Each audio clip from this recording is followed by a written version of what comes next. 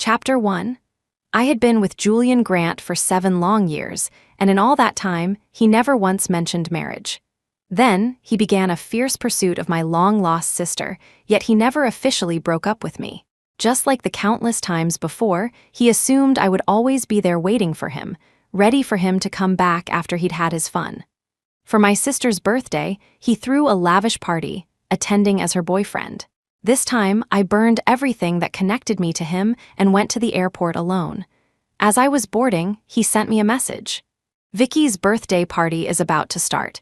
Everyone's waiting for you. Stop making a scene."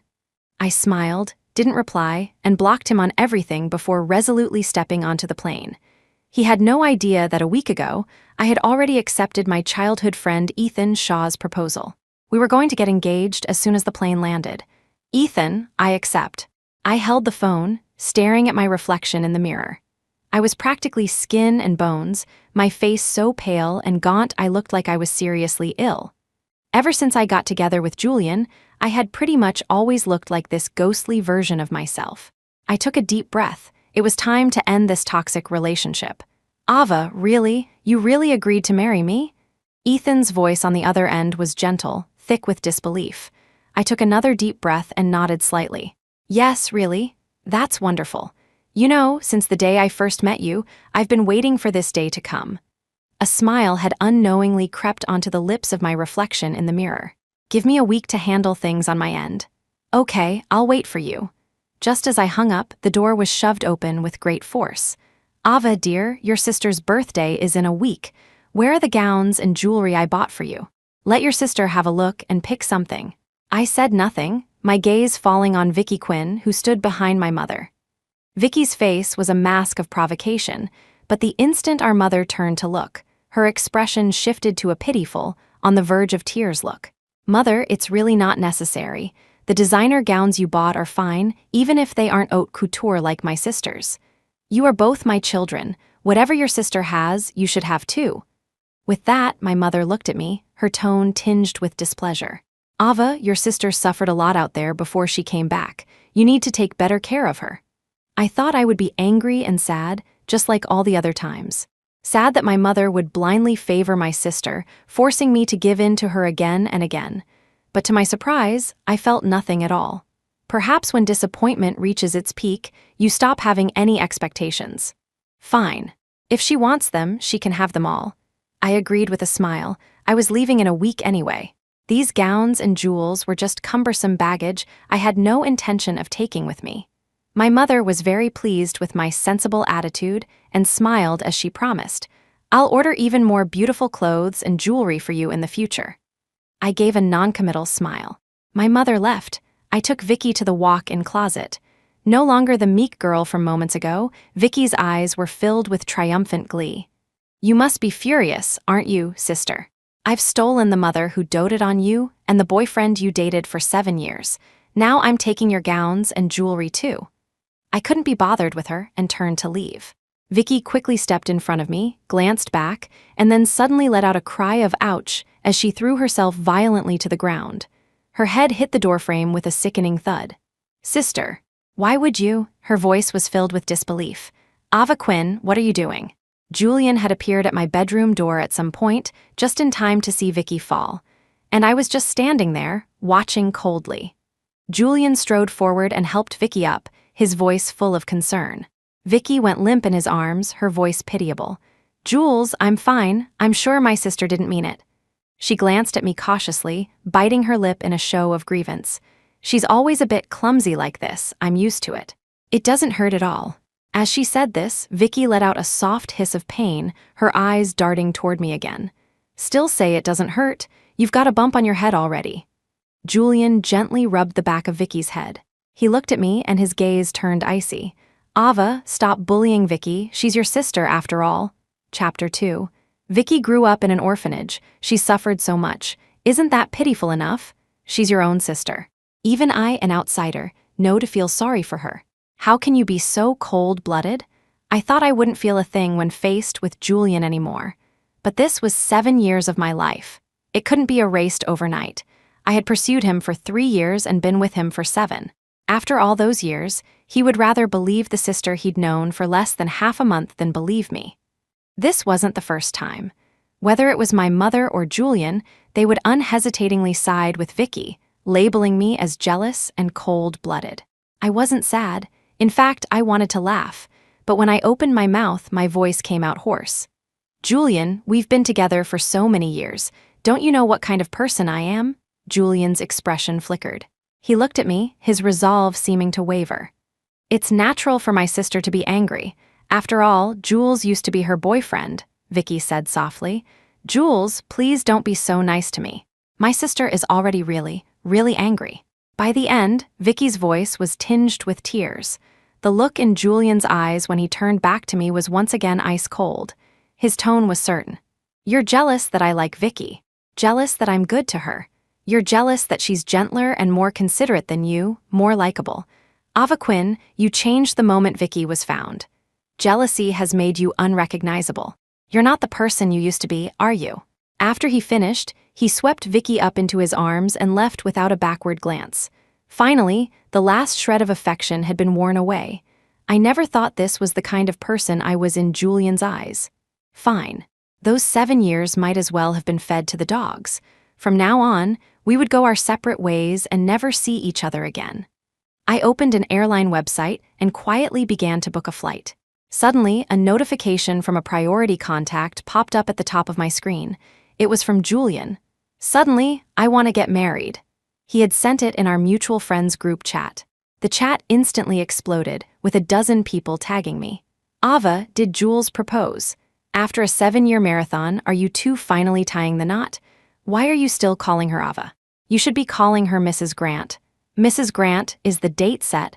When do we get to celebrate with you?" The group was as festive and lively as New Year's, until Julian sent a digital invitation to the group. It was for Vicky's birthday party. The host, Vicky Quinn's boyfriend, Julian Grant. Immediately after, he added Vicky to the group chat. "What are you all talking about? The reason I want to get married is because of Vicky. Vicky is gentle and considerate. She gives me the feeling of home, a feeling Ava never gave me." The group chat fell silent. Everyone had seen how I had treated Julian over the years. They all knew he was a playboy, but it had never been so blatantly thrown in my face. At least on the surface, I had always been his girlfriend. "Hi everyone, I'm Vicky Quinn. You can all call me Vicky." Vicky sent a voice message. Her voice was soft and delicate, with a hint of shyness. The group remained silent. "Why the cold shoulder? Hurry up and say hi to your future sister-in-law," Julian prodded. After he said that, a few people in the group started to respond to Vicky, but most remained silent. Chapter 3. The atmosphere in the group chat turned cold again. I sent a message. "Congratulations on finding your home, Mr. Grant. Wishing you an heir soon." After sending it, I decisively left the group. It was Julian's group chat to begin with. He had added me when we first got together, and over the years, we had all hung out and slowly became close. Now, I was leaving. I intended to make a clean break with Julian. There was no reason to stay in the group any longer. After leaving the group, I started packing. Halfway through, my phone rang like a death knell. It was Julian. "Come to my place." Right now, the same old commanding tone. "What for? Come cook, and while you're at it, apologize to Vicky." "Why should I?" Julian's voice was tinged with anger. "Because you suddenly left the group, and now everyone is telling me to just have my fun with the other woman and eventually come back to you. Because you left, everyone thinks Vicky is a homewrecker. I really like Vicky, and I don't want her to be slandered like this." At this point, Julian's tone softened slightly, but it was still as entitled as ever. "Also, I'm having a get-together with the guys. Vicky's here too. Pick up some groceries on your way over, just like you always do. We're meeting in an hour, so you'd better hurry. Apologize to Vicky during dinner, clear things up, and I'll forgive you for this impulsive act." I couldn't help but laugh out loud. I'd never realized before just how shameless Julian was. Even after everything that had happened, he still had the nerve to ask me to cook for him. Taking a few deep breaths, I managed to suppress the urge to curse him out and spoke with relative calm. "I can't forgive you. You cheated on me with Vicky first. She is the other woman, that's a fact, and there's no need to clarify it." Julian was silent for a moment on the other end, then his tone surprisingly softened. Fine, don't clarify it. Just come over and cook. But this is the last time. Vicky is your sister. I'm the one who likes her. If you want to blame someone, blame me. Don't make things difficult for her." I hung up without a second thought. Julian called several more times, but I didn't answer. Finally, he sent me a message. "Ava, stop making a scene. Everyone loves your cooking. Hurry up and come over." Seeing that message, a sharp pain shot through my stomach. This shameless swine angered me so much my chronic stomach ailment flared up. After the anger passed, what remained was mostly sorrow.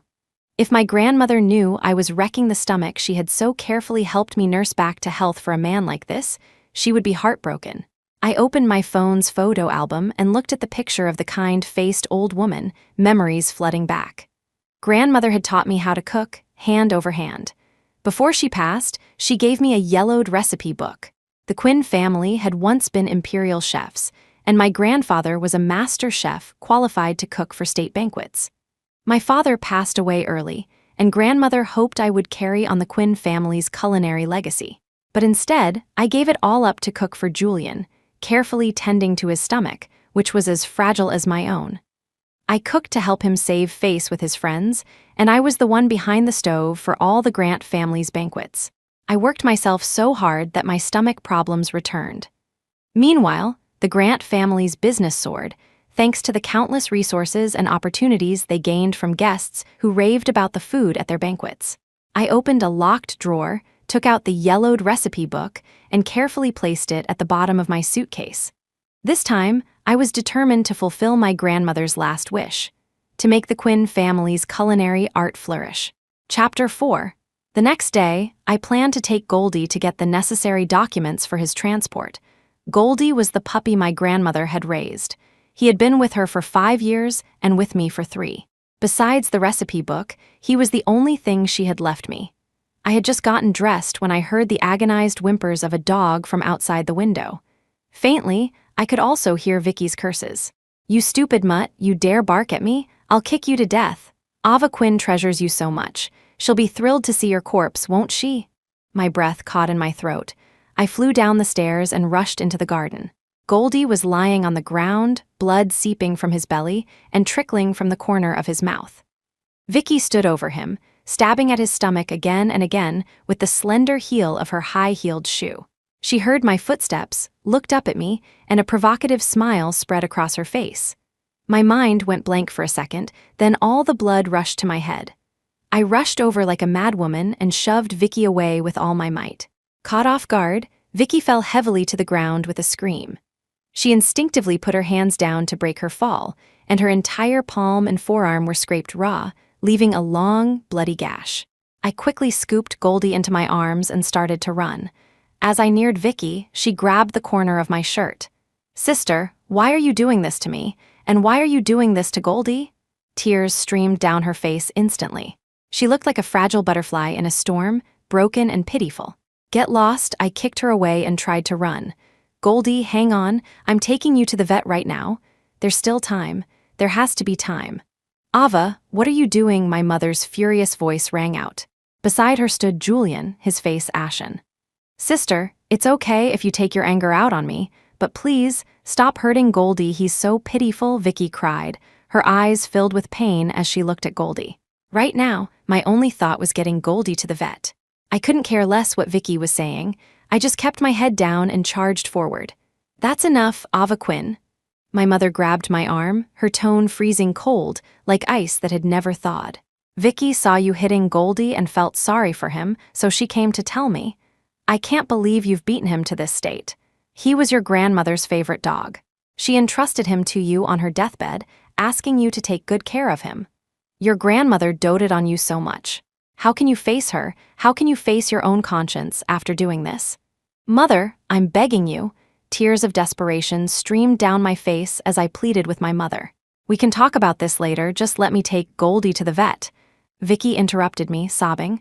"Sister, please don't take him out just to hurt him more. Goldie is so pitiful. If you're angry, just hit me instead. I've been hit a lot, I'm sure I'll be fine." With that, Vicky scrambled to her feet and grabbed my arm. Where no one could see, she kicked the back of my knee hard. The high heels she had been wearing were somehow gone. Her bare-footed kick didn't injure me, but it made me lose my balance and stumble forward. I instinctively let go. Goldie flew from my arms, rolled several times on the ground, and then came to a stop. Blood had already stained the ground red. His dark, glossy eyes looked at me, and his tail lifted slightly. It seemed he wanted to wag it, but he was too weak. It lifted and then quickly fell back down. Chapter 5. Goldie, I screamed, scrambling to my feet as fast as I could, wanting to hold him again. Hang on, Goldie. Once we get to the hospital, you'll be okay. That was the only thought in my head. But just as I was a step away from him, Julian blocked my path. That's enough, Ava.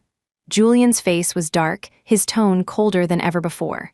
You've really gone too far this time. I never thought that besides abusing your sister, you could be so cruel to a dog. Goldie is already like this. Just let him go in peace, okay? Suddenly, Goldie began to convulse violently. I shoved Julian aside and threw myself down beside Goldie. The convulsions stopped. He just lay there, looking at me, a single tear rolling from the corner of his eye. I gently stroked his head, calling his name softly. Goldie! With great effort, Goldie turned his head and licked my palm. I understood what he meant. He was telling me not to be sad. Then, his head went limp and he was still. All the blood in my body turned to ice. I felt as if I had been plunged into a frozen cavern. I hadn't protected Goldie. He was the little dog my grandmother had loved most. He was like our little son, always finding ways to make us happy. But now, the sun was gone. For me, this home was now nothing but coldness. Tears burst from my eyes, instantly blurring my vision. Ha! Julian let out a cold laugh. You're the one who killed him. Who are you putting on this fake crying act for? It's disgusting. Vicky clung to Julian's arm, speaking in a delicate voice. Jules, you used your name as my boyfriend to invite everyone to my birthday party. Of course my sister would be angry. It's all my fault. If I hadn't gone to that party with you yesterday, my sister could have taken her anger out on me, and Goldie would be fine. As she spoke, Vicky actually started to cry. I took a deep breath.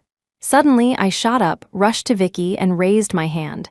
With a sharp crack, I slapped her across the face. I used all my strength. Vicky's cheek swelled instantly, a perfect red handprint appearing on her skin.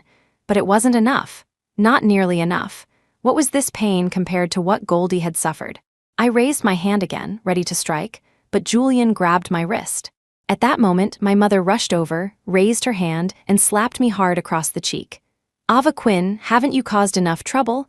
Why have you become like this? My mother was actually crying, her voice breaking at the end. I looked up blankly, the usual light gone from my eyes. As if my soul had been ripped out, I murmured, I haven't changed. And I'm not causing trouble. It's you who doesn't believe me. Why won't you believe me? For a moment, my mother froze. Vicky let out a cry of pain, and my mother's attention was instantly diverted. She ignored me, and together with Julian, helped Vicky inside to treat her wound. A breeze blew past, making my cheeks sting. But mostly, I just felt cold. A cold that seemed to seep into my bones. I couldn't help but shiver and looked toward the spot where Vicky had fallen. Just as I expected, the high-heeled shoe the murder weapon was right there. It was half hidden by leaves, with just the toe peeking out. It was one of the couture pairs my mother had given me. I had never liked them and had never worn them. I had packed them up for Vicky yesterday. Chapter 6. I remembered how my mother had seen Vicky try on the shoes and commented on how much she seemed to like them. She had said that I disliked the shoes so much I never even tried them on. And now that Vicky liked them, they had found their purpose. So, if my mother hadn't automatically assumed I was the culprit, if she had just taken a proper look, she would have discovered the truth. I walked over, picked up the high-heeled shoe, and put it in a discarded cardboard box. Everything Vicky had done to me before, I could let it go for the sake of sisterly affection. But this time, she had killed Goldie. I couldn't just let this go, and something else was strange. Vicky had gone missing when she was 4. I was 9 at the time, and I remembered she loved puppies and had a very kind heart. No matter how much a person changes, their fundamental nature can't change that drastically, can it? It was time to hire someone to look into this. I placed Goldie in his favorite bed, next to his favorite toys and treats. His body was already growing stiff. My nose stung, and tears fell, drop by drop, onto his fur. Every time I had cried before, he would come and gently lick the tears from my face. He would do tricks, begging and rolling over, trying his best to cheer me up. Yes, he wanted me to be happy. I wiped my tears and forced a smile. That day, I had Goldie cremated and placed his ashes in a beautiful jar. I sent the high-heeled shoe that killed him to a specialized forensic lab, paying a high price for an expedited analysis. I also hired a well-known private investigator in the capital to look into Vicky Quinn. When I got home that night, I placed Goldie's ashes at the bottom of my suitcase, right next to the recipe book from my grandmother. In the middle of the night, I was woken by a loud banging on my door. Just as I got up, the door was violently kicked open. My mother stormed in, furious, and slapped me hard across the face without a word. "Ava Quinn, will you ever stop? Do you realize what you're doing could kill Vicky? You killed Goldie and hurt Vicky during the day, and that wasn't enough. Now you want to kill her outright?" I stared blankly at my mother's face. Vicky's weak voice sounded from behind her. "Mother, I'm sure my sister didn't mean it. I've taken my medicine, my life isn't in danger anymore. She did it on purpose." My mother's tone was resolute, filled with thick anger. "Who sprinkles peanut powder on clothes for no reason? She knows you have a severe peanut allergy. She's deliberately targeting you. No wonder she was so quick to give you all the clothes you asked for without a single complaint. This was the reason." My mother took a deep breath, her eyes filled with disgust as she looked at me, her tone utterly disappointed. "Ava, I never thought you could be so vicious. First thing tomorrow morning, you move out. If you stay in this house any longer, Vicky will be killed by you sooner or later." Vicky peeked out from behind my mother and, in a spot where she couldn't see, shot me a triumphant smile. My eyes showed no emotion. I just nodded silently. To be honest, a part of me was sad. After all, next to my grandmother, my mother was the person who loved me most. She was my only remaining family in this world. But ever since Vicky came back, she had never believed me, not once. Maybe it was guilt for not watching Vicky properly all those years ago, leading to her getting lost and living on the streets. Maybe it was because the image of a kind and obedient Vicky was so deeply ingrained in my mother's mind. I went from arguing my case, feeling hurt and sad, to slowly becoming silent and numb. And now, my heart was completely dead. I knew that the bond between my mother and me was likely severed for good. Chapter 7. I packed everything and called a moving company first thing in the morning. To my surprise, my mother was in the living room. Her eyes were red and puffy, with heavy dark circles underneath. She clearly hadn't slept all night. "Ava, take care of yourself. When you've thought things through, you can come back. Your sister and I will always welcome you home." My mother's words were filled with sincerity. I didn't answer. I just directed the movers to load everything onto the truck, got in the car with them, and left without looking back.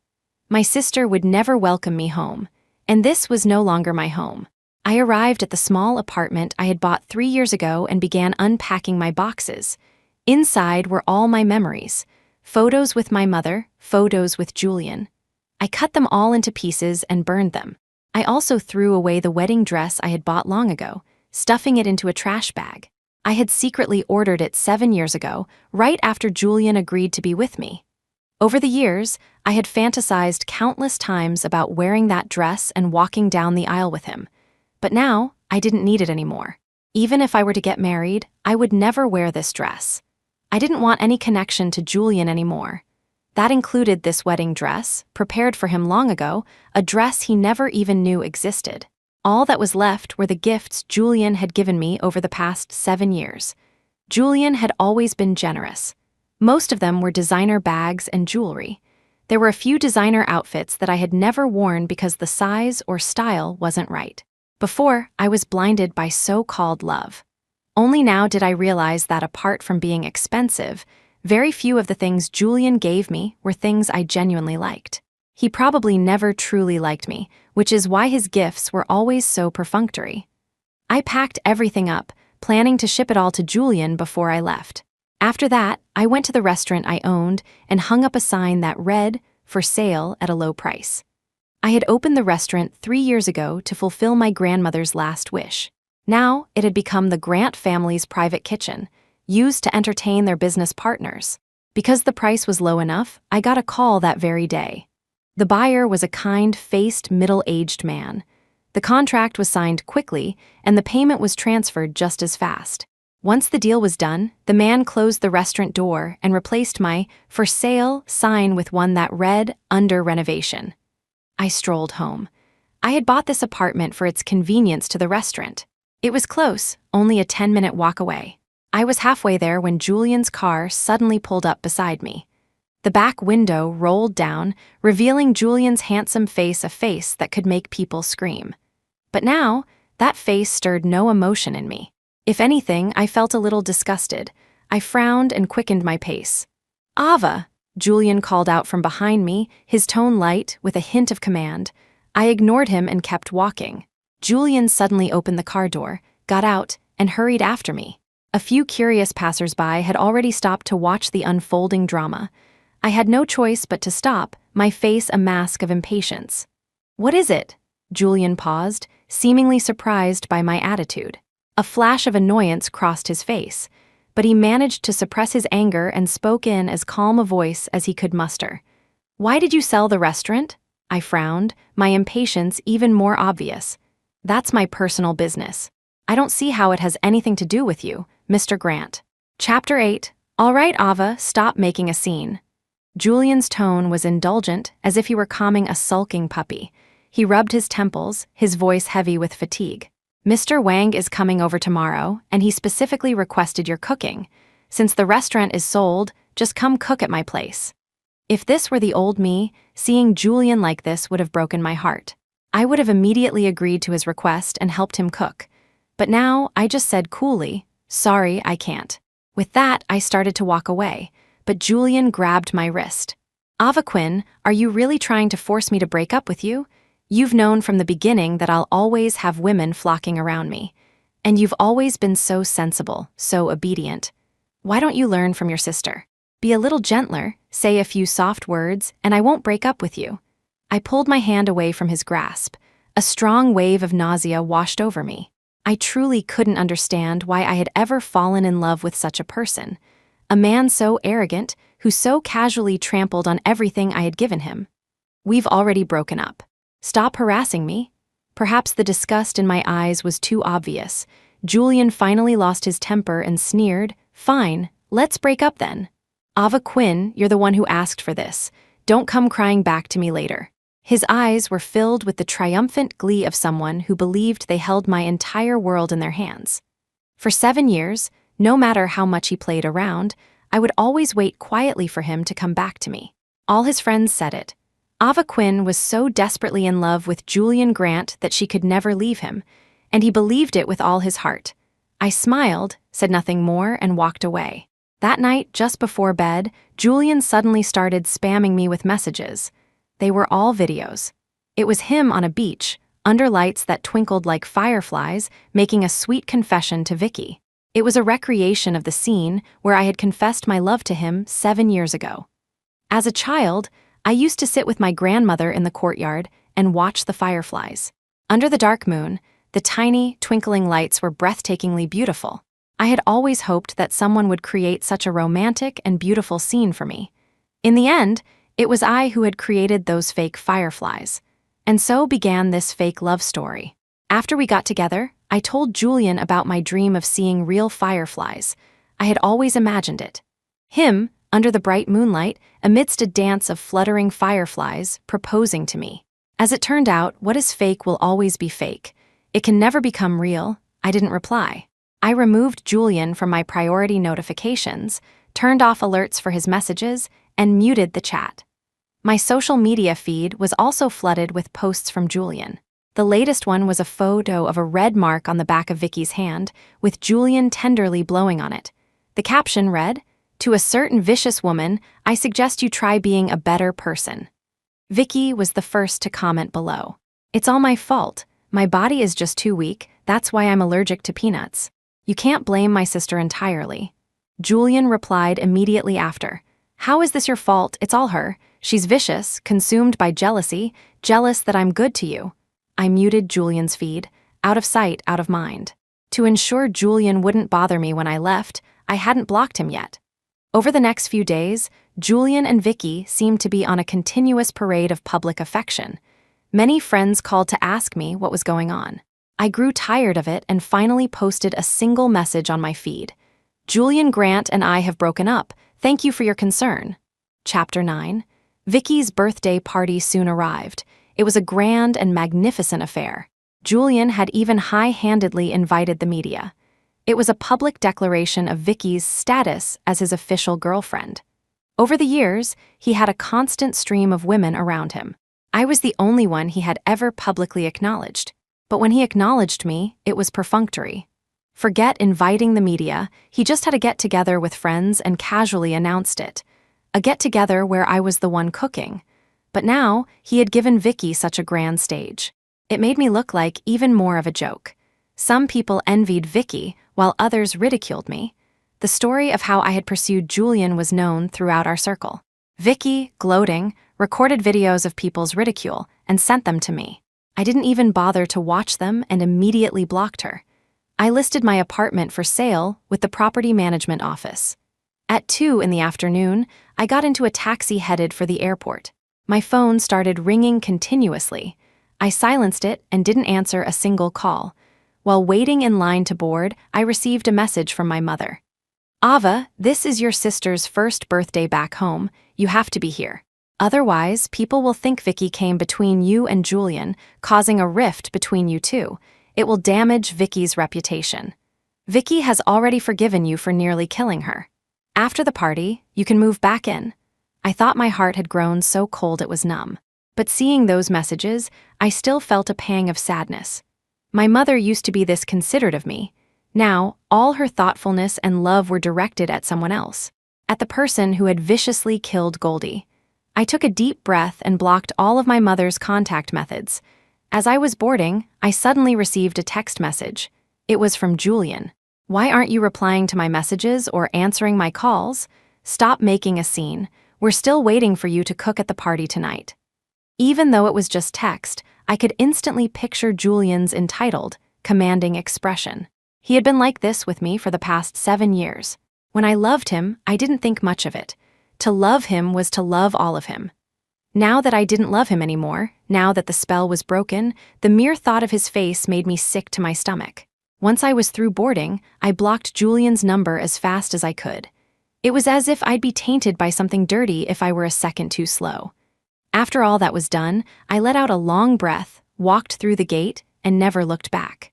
After shooing away the media, Julian pulled Vicky's hand from his arm, feeling an inexplicable wave of irritation.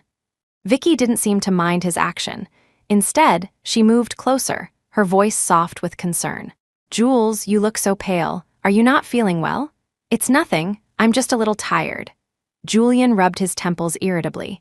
His tone had lost its earlier gentleness and was now tinged with impatience. Vicky kept smiling, her voice even softer than before, laced with a cloying sweetness. "Well, you should rest for a bit, Jules. I'll go see Mother." Julian nodded, saying nothing more. He found a quiet corner to sit down, raised his wrist, and glanced at the time. It was already 3 o'clock. He unlocked his phone and looked again. Still no reply from Ava Quinn.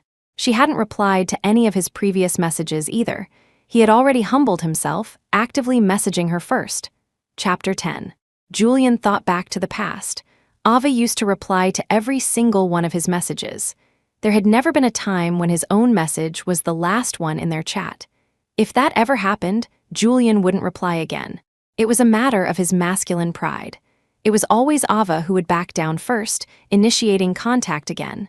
This time, he felt he had already been incredibly humble. So what if he had publicly confessed his feelings for someone else and acknowledged her as his girlfriend? It was all just to provoke Ava, to get a reaction because she was being too stubborn. They weren't married. Wasn't it normal for a man to have a woman on each arm? He thought that after so many years, Ava would have learned to be more magnanimous. He never expected her to be so petty. This was the last chance he was giving her. If Ava gave it up, he wouldn't pursue her anymore. He was Julian Grant. What kind of woman couldn't he have? If it weren't for the fact that Ava's cooking suited his taste, he would have never agreed to be with her in the first place. Time ticked by, minute by minute. Julian remained in his seat, checking his phone intermittently, his expression growing more and more agitated. No one dared to approach him and risk his wrath. Julian had arranged the entire banquet. He had subconsciously saved the role of head chef for Ava. It was now almost 4 o'clock. Without a head chef to cook, no one dared to start the preparations. This meant that the evening's dinner was very likely to be a disaster. In the end, it was Vicky who couldn't hold back any longer. She sat down next to Julian and gently tugged on his sleeve.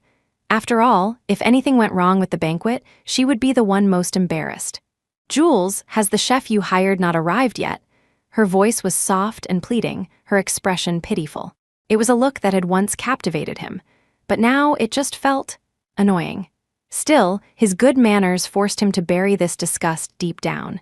He managed a gentle smile and lightly tapped Vicky's small, delicate nose. "Don't worry, I'll call him now. Your dinner won't be delayed, you little glut." Vicky snuggled into Julian's arms and made a little cat paw gesture with her hands. Meow, meow, meow. Julian gave her hand a perfunctory squeeze and started making the call. The head chef was quickly in place, poached at the last minute from the 5-star hotel next door. With enough money, you could have any chef you wanted. It didn't have to be Ava Quinn. The chef was a professional. Though he was a bit late, he had everything ready before the banquet began. The dinner started on time. An array of colorful, fragrant, and delicious dishes were brought to the tables. The guests were full of praise. Only those who were used to Ava's cooking felt that something was missing. The food was delicious, yes, but it lacked that certain flavor that brought a sense of happiness. Of course, in such a setting, no one wanted to be a spoilsport, so they all followed the crowd, praising the exquisite cuisine. Julian took a few bites, and a dull ache started in his stomach. He frowned slightly. Vicky didn't notice at all and was still periodically placing food on his plate. Julian thought of Ava. Whenever his stomach acted up, Ava would notice immediately. She always carried a thermos with her, filled with a medicinal soup that soothed his digestive system. Without Ava's cooking and medicinal soups these past few days, his stomach had flared up several times. Vicky had never noticed, not once. Julian put down his chopsticks, made an excuse, and took his phone to a quiet lounge area. It was almost 7 in the evening. Ava still hadn't replied. Enduring the cramping pain in his stomach, Julian took the initiative and sent Ava a message. "Let's get back together."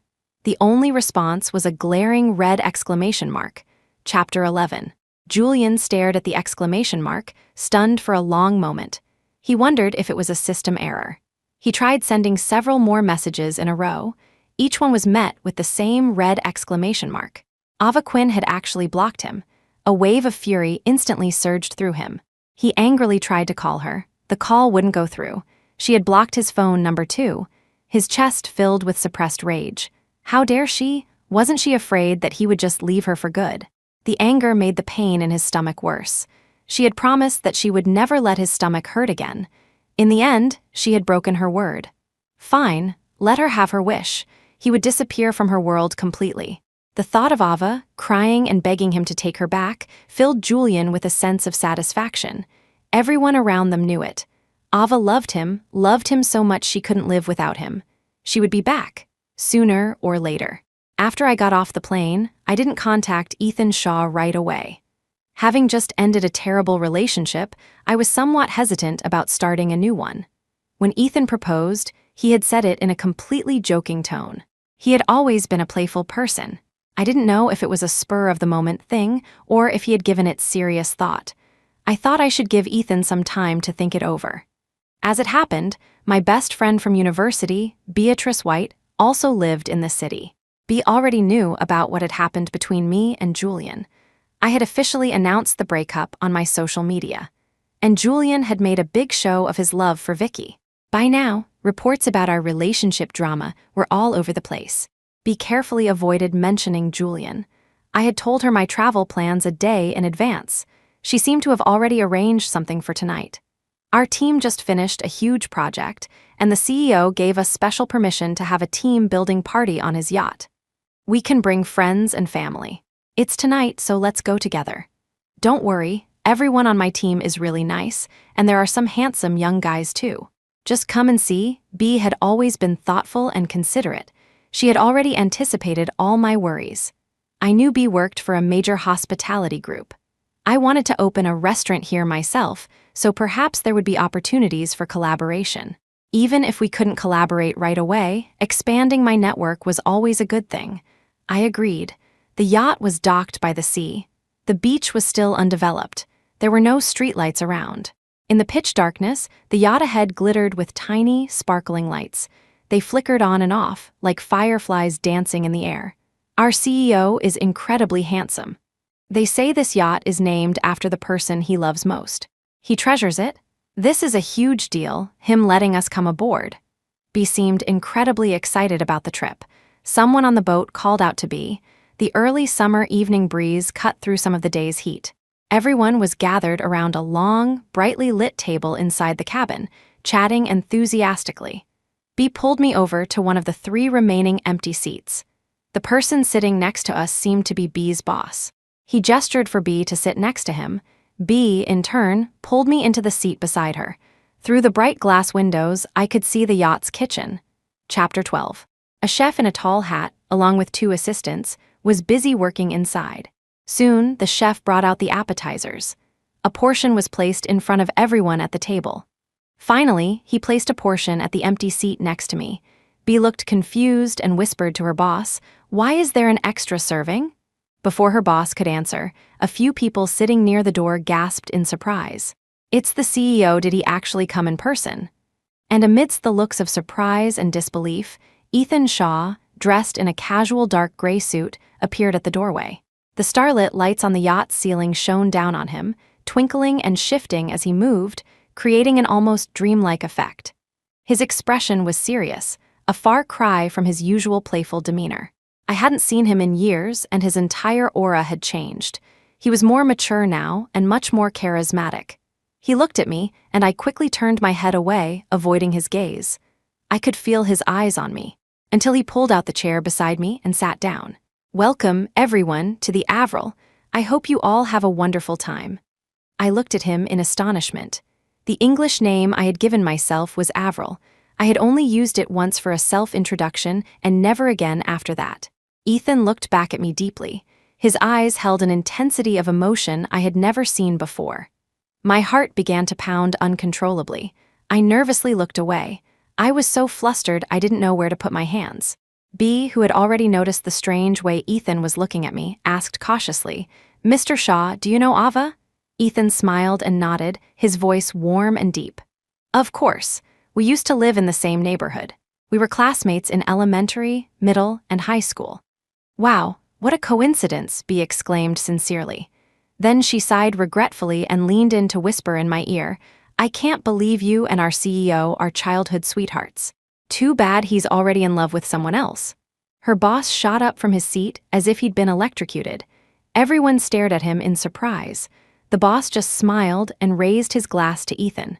"Since the CEO has graced us with his presence, let's all toast him." Everyone quickly agreed, standing up and raising their glasses towards Ethan. I also stood and raised my glass, making a token gesture in his direction. Suddenly, a clean, slender hand took my glass. He plucked it from my grasp. "Ava's stomach isn't well. She shouldn't drink. I'll drink this for her." Ethan smiled and drank his own glass. Then, without batting an eye, he drained my glass as well. "The CEO is so thoughtful, the future Mrs. Shaw is a lucky woman," the boss teased from the side. Only B looked completely lost. Everyone sat down, and the dishes were served one by one. The yacht began to move slowly forward. Ethan was easygoing and quickly blended in with everyone. With the gentle rocking of the boat, the initial stiffness from Ethan's arrival disappeared. Ethan's gaze kept drifting to me. Of course, I didn't dare meet his eyes. I was sitting right next to him. It was impossible not to notice. Finally, even B, who was a bit dense when it came to matters of the heart, sensed that something was off. Chapter 13. B leaned in and whispered, "Ava, be honest with me. Is your English name Avril?" I didn't know how to answer that. I randomly brought up another topic to distract her.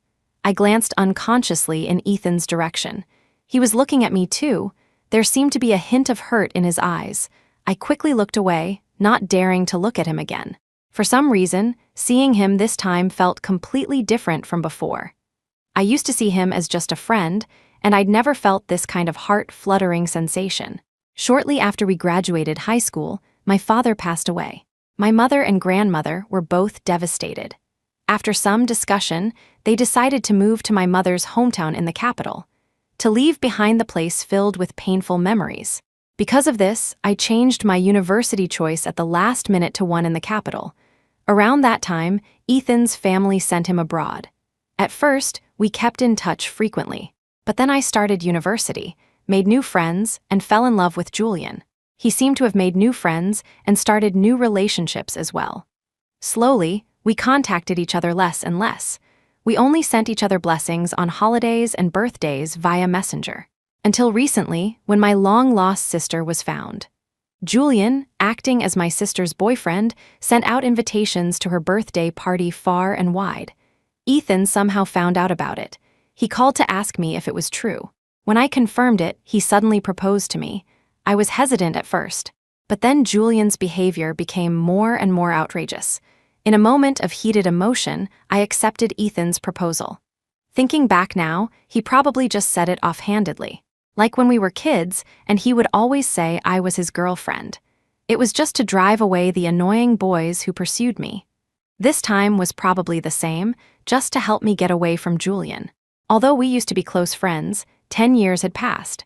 Things had changed, and we were no longer the people we once were, just like the Ethan before me now. He felt like a stranger. I couldn't reconcile him with the playful, grinning boy from my memory. "Mr. Shaw, have you and your Avril gotten together yet?" B, having had a few too many drinks, started to speak without a filter. "I don't know." Ethan's voice was warm and deep, yet it seemed to carry a faint sadness. "She accepted my proposal, but she's been avoiding me ever since. Do you have any idea why?" "Huh." B was genuinely drunk and didn't react for a moment. Her boss, afraid she would say something disastrous, quickly pulled her back to continue drinking. Ethan was also drinking, one glass after another. Even though I wasn't looking at him, I could hear the frequency of the glasses being poured and raised. I could hear the sound of him drinking, clear as day. After everyone had eaten and drunk their fill, they moved to the deck to enjoy the night view. The sea was quiet, free from the noise of the city. In the distance, the city lights twinkled like stars. With a sky full of stars and a gentle sea breeze, everyone sat on the deck and began to chat.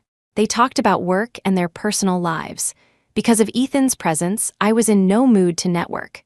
My mind was in turmoil. I didn't know how to face him. While he was happily chatting with everyone, I quietly slipped away to a corner. Suddenly, my phone rang. It was a friend from the capital. "Ava, we haven't seen you in ages. What have you been up to? Do you need any help?" "No, I can handle it myself." My friend paused on the other end. "If there's nothing else, I'll hang up." Chapter 14. No, don't hang up. Sai, it's about Jules. His stomach is acting up again, and he refuses to go to the hospital. He won't take the medicine his doctor prescribed either. And he just keeps drinking. No one can talk him out of it. If you're not busy, could you come over to his place and try to talk to him? Julian and I have broken up. If there's a problem, you should contact his current girlfriend. Jules just told Vicky to get lost. We can all see it. You're the one he's always loved. He knows he went too far this time, and he regrets it. Stop. I clutched my phone, my voice flat and resolute. From now on, I have nothing to do with Julian Grant. Don't contact me about him ever again. Mark, who told you to call Ava Quinn on your own initiative? Julian's furious voice erupted from the other end of the line. The sound grew closer. There was a commotion, and then the voice on the phone changed to Julian's. "Ava Quinn, they did this on their own. It has nothing to do with me." "Oh, then I'm hanging up." "Ava," Julian seemed to want to say my name again, but I had no interest in hearing it and decisively hung up. If this had been the old me, hearing that Julian's stomach was hurting would have sent me rushing to his side. I would have made sure he took his medicine. I would have cooked for him, made him soups, and done everything to soothe his fragile stomach. I would have tirelessly monitored his diet and sleep schedule, personally preparing nutritious, stomach-friendly meals and delivering them to him. I chased him for 3 years of university. Everyone knew he had a chronic stomach ailment, and everyone knew he had a pursuer who took meticulous care of him. But what they didn't know was that his pursuer had the same stomach ailment.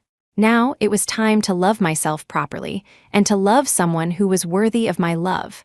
As for Julian Grant, he didn't deserve it. I opened my contacts and blocked all the friends from the capital who were connected to Julian. I had only met them because of him. Now that we had broken up, there was no need to stay in touch. Ethan had followed me at some point. He stood silently to the side, waiting for me to finish my call. "Ethan, long time no see." I walked over to him and greeted him formally. Ethan nodded and pulled a small, flat jar from his pocket. Inside were two faintly glowing fireflies, barely moving. I saw B's social media post yesterday and knew you were coming. I searched all night and only managed to find these two. Ethan carefully tipped the fireflies out. The moment they left the jar, their faint glow flickered a few times in his palm and then went out completely. Ethan suddenly burst into tears, looking as wronged as a small child. It's over. The fireflies Avi wanted are gone. She's not going to want me now. I was sure he was drunk. Ethan had a habit of crying when he was drunk. Seeing that his cries were getting louder and attracting attention, I quickly pulled him into a hug. The strong scent of alcohol, mixed with the faint, woodsy scent of cedar from his clothes, instantly enveloped me. I couldn't help but smile, gently patting his back and cooing, "It's okay, I'm not going to leave you." This version of Ethan reminded me a little of the boy he used to be. I helped him to the yacht's lounge. He was the one who pointed out the room to me. It was so hidden, most people would never find it. I flicked on the lights. Instantly, the room transformed into a dreamlike space. The ceiling light mimicked a full moon. The walls lit up with projections of a forest filled with dancing fireflies. It was beautiful, but still, it was an illusion. Ethan was still crying. With no other choice, I went to the kitchen to make him some hangover soup. The yacht had already returned to the dock. It was late. B's boss said goodbye to me and took her home. In the blink of an eye, only Ethan and I were left on the yacht. The hangover soup simmered for a while. By the time I brought it to Ethan, he had stopped crying. But his eyes were still red and watery. He just stared at me without blinking. "I'm dreaming of you again." Ethan suddenly broke into a silly grin. All traces of the domineering CEO he had been in front of his employees were gone. I walked over and fed him the soup, one spoonful at a time. Ethan obediently drank every spoonful. As he drank, his eyes grew brighter and brighter. Suddenly, he took the bowl, which still had a little soup left, from my hands and set it aside. Then, very carefully, he hugged me and let out a sigh of pure contentment. "Avi, it's really you.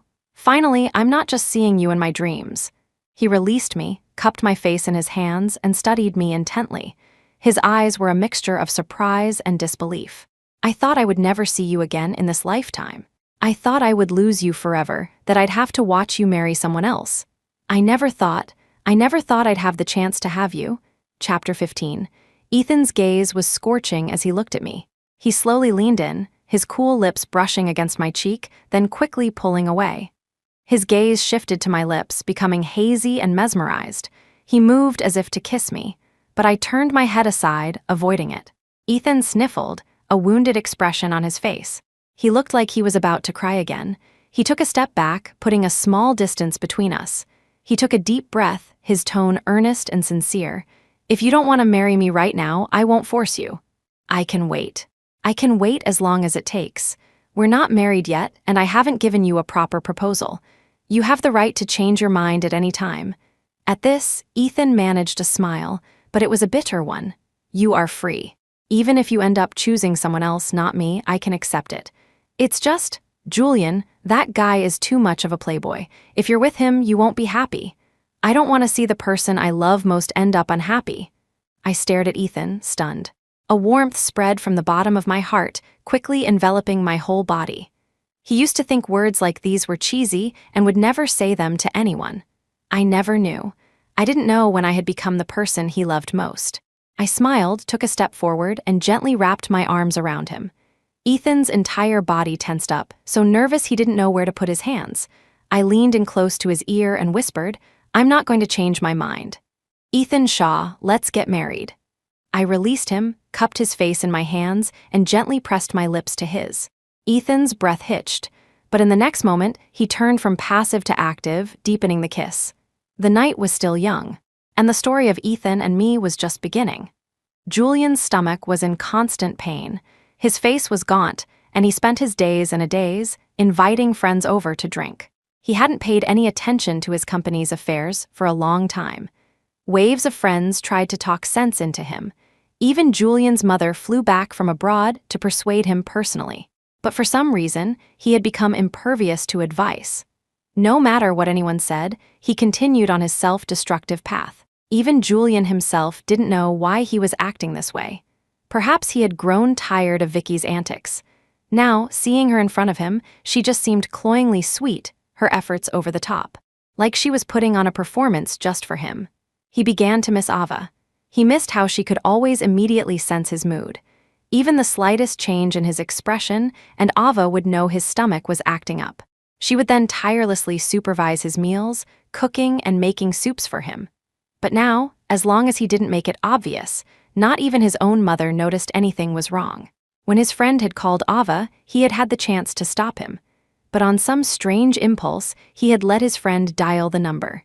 He had even sat down next to his friend, wanting to hear the sound of Ava's voice. But all he heard was her merciless rejection. He had suddenly flared up in anger and said those things to her.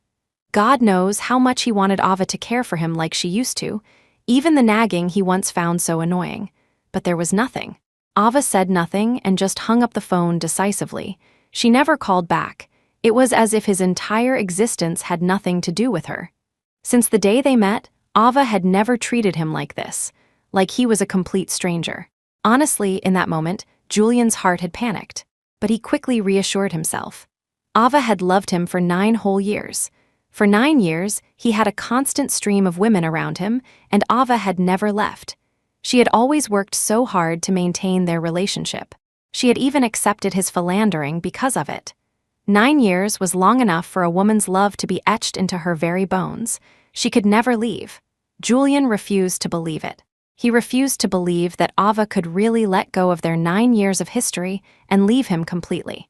He had probably gone too far this time, and Ava was truly furious. Julian, stop drinking. Mrs. Grant frowned in disapproval, her hand pressing down on Julian's glass. There's a lot of work piling up at the office, all waiting for you to handle. Your friends are all worried about you. Are you just going to continue like this, destroying your own body? At this, Mrs. Grant's tone softened. If you want to be with Miss Quinn, we won't stop you anymore. A friend chimed in softly. We already called Vicky. She's on her way. Your mother has already agreed. Hearing that name, Julian was suddenly overcome with disgust. He staggered to his feet, his bloodshot eyes filled with anger as he glared at his friend. Who told you to call her? Did I say I wanted her to come? The friend mumbled defensively. She's your girlfriend. If we don't call her to take care of you, who should we call? When did she become my girlfriend? Julian let out a cold laugh. Don't you all know who I really want here? The friends exchanged glances, then cautiously looked at Mrs. Grant, unsure how to answer. Mrs. Grant's tone turned cold. She's the girlfriend you acknowledged in front of the media, the one you made a grand public confession to. Was all of that a joke? Chapter 16. The friends also chimed in, one after another. Yeah, you posted so much about it on social media. Everyone knows. You even said in the group chat that Vicky was the one you wanted to marry. Ava even wished you an early heir. We thought you and Vicky were about to get engaged. Julian frantically ran his hands through his hair in frustration.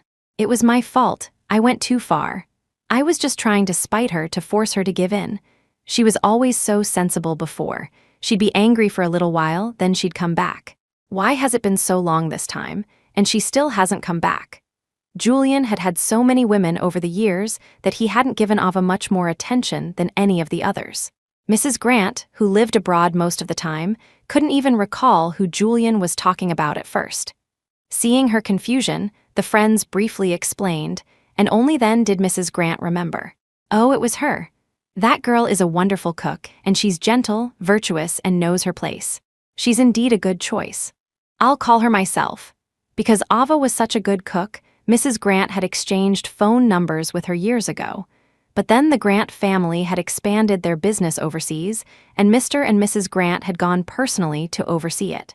They had been gone for 6 years, and in the hustle and bustle, they had long forgotten the delicious food that had once amazed their palates. And they had forgotten the person who created it. Now that she was mentioned, the buried memories came flooding back. Mrs. Grant opened her contacts, searched for Ava's number, and dialed it directly. The call wouldn't go through. She tried a few more times with the same result. The friends also tried calling Ava's number. The result was the same for everyone. The air seemed to freeze, and the atmosphere turned cold. Julian slumped onto the sofa, staring blankly ahead. Mrs. Grant knew what her son was like. In love with one woman, yet publicly declaring his love for another. And to make matters worse, the two women were sisters. No woman would ever accept that. This is your mess. You solve it yourself. I'll have your brother handle the company's affairs for now. With that, Mrs. Grant hurried away. She's just really angry, right? She'll come back to me eventually, right? As if grasping at a last straw, Julian looked at his friend with hopeful eyes. Yeah, Ava loves you so much. She wouldn't really leave you, but you really went overboard this time. Anyone would be angry. My cousin saw Ava at the pet crematorium holding Goldie's body. Oh, and a friend of mine works at a forensics lab. A while ago, Ava sent a pair of high heels to be tested. She even paid for an expedited report. The report has been ready for days, but Ava hasn't picked it up. Why don't you pick it up for her, take it to her, and apologize properly? Ava is soft-hearted. She'll probably forgive you. Julian suddenly remembered that morning. Ava, holding a blood-soaked Goldie, her face a mask of desperation. Julian also remembered that it was he who had stopped her, convinced that she had caused Goldie's injuries. What if she hadn't? Considering what Goldie meant to Ava and the years of affection between them, he didn't dare to think any further. He couldn't comprehend what a despicable thing he had done. At that time, even Ava's own mother had sided with Vicky. If she had really been wrongly accused, how helpless and heartbroken she must have been. He seemed to have gotten used to Ava's devotion, never paying any attention to her feelings. He had never trusted her character. When she needed support the most, he hadn't stood firmly by her side.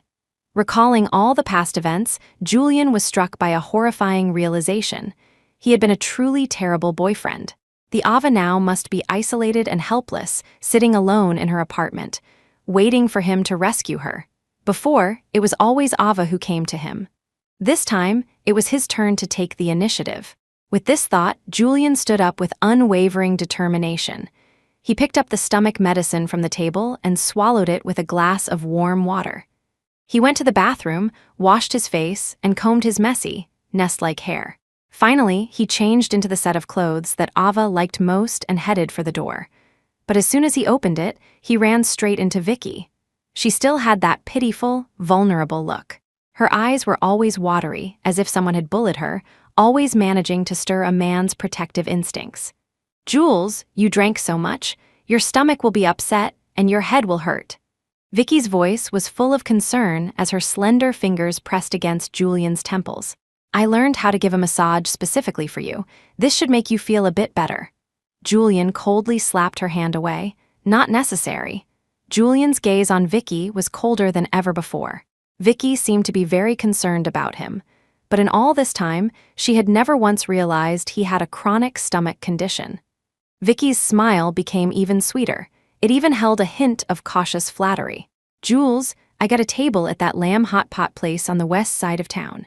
I hear their broth is very nourishing. Let's go eat together." Only then did Julian remember. Ava's stomach was sensitive to cold, and she loved to eat lamb hot pot. But because his stomach was sensitive to heat, he couldn't eat lamb. Ava had always accommodated him. She would only secretly swallow her saliva when they passed by a hot pot restaurant. Julian had noticed, but at the time, he thought her reaction was exaggerated and intentional. He had found her a bit manipulative and annoying. He never once considered that she might have genuinely wanted to eat there. "Do you really like lamb hot pot?" Julian stared into Vicky's eyes, murmuring as if he were seeing someone else through her. Chapter 17. Vicky's sweet smile froze on her face, but she still managed to maintain the slightly stiff, beautiful smile and nodded. "Yes, I love it." She knew Julian was thinking of someone else, that sister she despised so much. The one whose life she had completely stolen, yet who still haunted her like a ghost. Her mother missed her, mentioning her from time to time, and now even Julian couldn't forget her. Vicky tilted her head up, revealing her long, beautiful neck. She wrapped her arms around Julian's neck, pulling him closer. Her voice was seductive and alluring. "I love dipping the lamb slices in a thick layer of sesame sauce. The taste in my mouth is just divine." With that, Vicky tapped her lips, her voice becoming even more enticing. "Jules, want to give it a try?" Julian's expression suddenly changed. He violently pushed Vicky away. His face was grim, and he stared into Vicky's eyes, speaking slowly and coldly, word by word. "When you eat hot pot, Do you often eat sesame sauce? Yes, what's wrong? Vicky blinked her big, innocent eyes, looking bewildered. Vicky Quinn. Julian said her name, his expression blank. His tone was calm. But beneath that calmness, a storm was clearly brewing. Anyone who knew Julian knew this was a sign of extreme anger. Vicky sensed the danger, and her body trembled involuntarily. She looked at Julian cautiously, her voice timid. Jules, what's wrong? Don't scare me. Vicky tentatively stepped forward, trying to take Julian's arm. Just like she had done so many times before. She would take his hand, nestle into his arms, and put on her best damsel in distress act. It was what Julian liked most. Every time she did it, Julian would gently hold her and comfort her. But this time, Vicky had miscalculated. Julian raised his hand and slapped her hard across the face. The force of the blow was immense. Vicky's cheek instantly swelled, a clear red handprint visible on her skin. Blood trickled from the corner of her mouth. Jules! Tears welled up in Vicky's eyes. She clutched her cheek pitifully, a look of utter disbelief on her face. Jules, why did you hit me? Julian let out a cold laugh. Vicky, didn't you tell me you have a severe peanut allergy? You cried to me, saying Ava put peanut powder in the clothes she gave you. You said that even though she almost killed you, she was still your sister and you didn't blame her. Yes, I did. Vicky, still not understanding, nodded in confirmation. I've been allergic to peanuts since I was a child. Mother knows about it too. My sister gave me all her gowns and sprinkled peanut powder on them. Mother was the one who discovered it. Julian backhanded her again, sending her head snapping to the side. Still making excuses, Julian's glare was vicious, as if Vicky were his mortal enemy. The sesame sauce for hot pot is made with 80% peanut paste. You say you're allergic to peanuts, yet you eat sesame sauce with your hot pot all the time. Why don't you explain that to me? How does someone with a severe peanut allergy manage to eat peanut sauce regularly without any issues? At this, Julian let out a self-deprecating laugh. Vicky had eaten hot pot several times before, and each time she had sent him a picture. Each time, he could see a full bowl of sesame sauce in front of her, but he had never paid attention. He only believed what he wanted to believe, never willing to open his eyes and see the truth that was right in front of him. He had forgotten what a kind and gentle person Ava was. She would even show kindness to stray cats and dogs on the street. How could she possibly be cruel enough to kill the puppy she had raised for years? He vaguely remembered it. The look in Ava's eyes as Goldie took his last breath, as if all the light had been extinguished. He had forgotten how much Ava wanted to wear a wedding dress, to walk down the aisle with him, to spend the rest of their lives together. He had also forgotten that there had been a moment when he, too, had wanted to grow old with her. Vicky's face turned pale, and she stammered, unable to speak. So, from the very beginning, you were lying to me. All those things you said Ava did to you. She never actually did them, did she? No, that's not it. Vicky shook her head frantically, but could only offer a weak denial. She knew that the image she had so carefully crafted had completely crumbled. Everything she had done, all the ways she had framed Ava, could now be exposed, and her biggest secret would be brought to light. If that happened, she would lose everything. She would lose the glamorous life she had now. She would lose the mother who doted on her. She would lose a rich and handsome boyfriend like Julian. She would be cast back to where she came from, back to the filth, living like a rat in the gutter, abject and in pain. This fear made Vicky throw herself at Julian's legs, clinging to him. She was crying uncontrollably, no longer caring about her appearance. Please, don't kick me out. Don't tell Mother, okay? Jules, for the sake of how much I like you, please. I'll help you find your sister. I'll apologize to her properly. Julian kicked her away in disgust. His voice was like 1,000 years of unmelted ice, bone chillingly cold. I will make all of this public and clear Ava's name. You should have thought about this day when you did what you did. With that, Julian turned and left without looking back. Vicky stood there as if all life had been drained from her, staring blankly in the direction Julian had gone. It was all over. Chapter 18. At first, she had been careful, meticulously imitating every aspect of the person she was impersonating. But later, everything framing Ava, stealing Julian had gone so smoothly that she had forgotten she was just a despicable imposter. She had forgotten that the real Vicky Quinn was allergic to peanuts.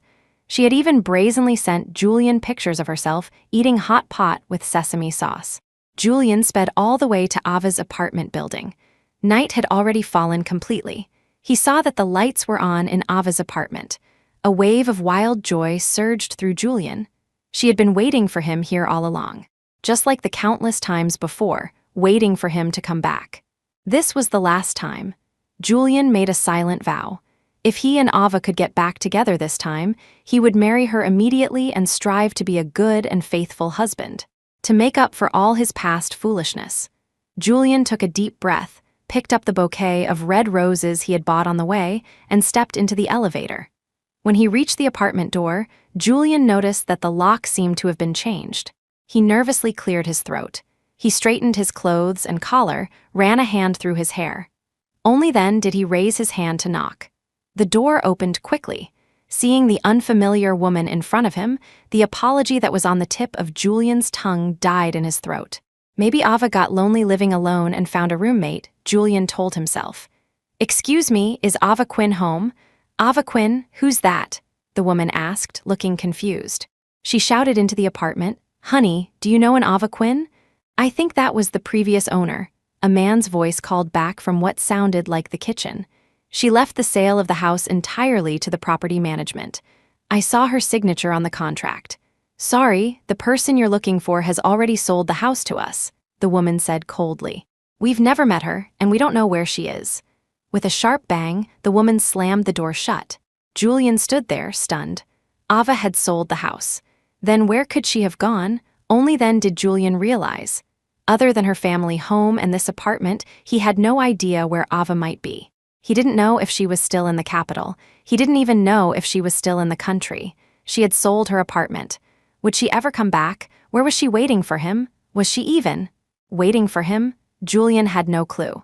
They had been together for 7 years, and only now did he realize how little he knew about her. The suspicion that had been nagging at him finally erupted with full force. A suspicion so terrifying that Julian had not dared to believe it. Ava had really left him. She had completely given up on him and would never come back. He had finally lost the person who loved him most. Just when he had come to his senses and wanted to love her properly. Why couldn't she give him one more chance? Perhaps this was karma. The price for all the years he had trampled on her love. Julian once again held a high-profile press conference. He laid out all the evidence of Vicky's cruelty, how she had stomped Goldie to death, and all her previous acts of animal abuse for the public to see. He also presented the details of how she had framed Ava. To investigate all this, Julian had hired the most famous detective in the capital. The detective discovered that someone was already investigating this person. Since the direction of the investigation was the same, the detective, with Ava's permission, merged the two cases. As the investigation deepened, Julian felt more and more like a blind fool for ever having liked such a person. And because of it, he had lost Ava.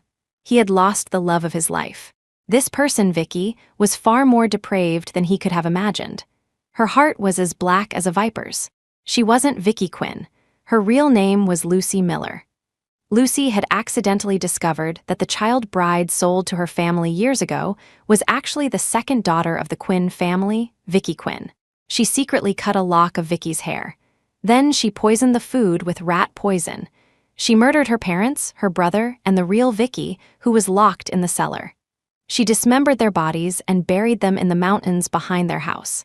Finally, using the excuse that her entire family was moving to the city, she sold the family home and land in her father's name. With the money, she got plastic surgery to resemble Vicky. Using the real Vicky's hair, she passed the DNA test and was welcomed into the Quinn family as an imposter. The case had now escalated to a criminal investigation. Once the detective suspected murder, he immediately reported it to the police and handed over all the evidence. The case was still under investigation, so Julian did not announce these details at the press conference. However, Ava's mother, Helen, as a party involved, already knew everything. The police had exhumed the bodies, and a DNA test confirmed that one of the female corpses was indeed Vicky Quinn. Helen cried her heart out.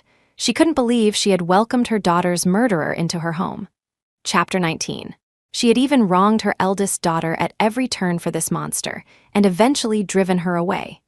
She remembered now, when Lucy had given her the lock of hair, she had noticed something was off. The hair was coarse and yellowed, completely different from Lucy's. Lucy had made up some lie at the time. And Helen, lost in the joy of finding her daughter, had ignored her suspicions. If she had been more careful then, if she had taken a strand of Lucy's actual hair for another test, perhaps the truth about her real Vicky would have come to light sooner. She wouldn't have been buried alone in the mountains for so many years, while her murderer enjoyed the life that should have been hers. "Mother, I am your daughter, I'm Vicky Quinn. Tell them, I'm really Vicky, tell them to let me go." Until the very end, Lucy Miller refused to admit the truth. Helen looked at Lucy's face, a face that was 70 or 80% similar to her eldest daughter's. She imagined that if her younger daughter were still alive, she might have looked like this. Her heart ached with a piercing pain, not just for her innocent, murdered younger daughter, but also for the eldest daughter she had driven from her home. "Julian Grant, I just had a miscarriage, it was your baby, you can't do this to me," Lucy shrieked hysterically at Julian, who stood behind Helen.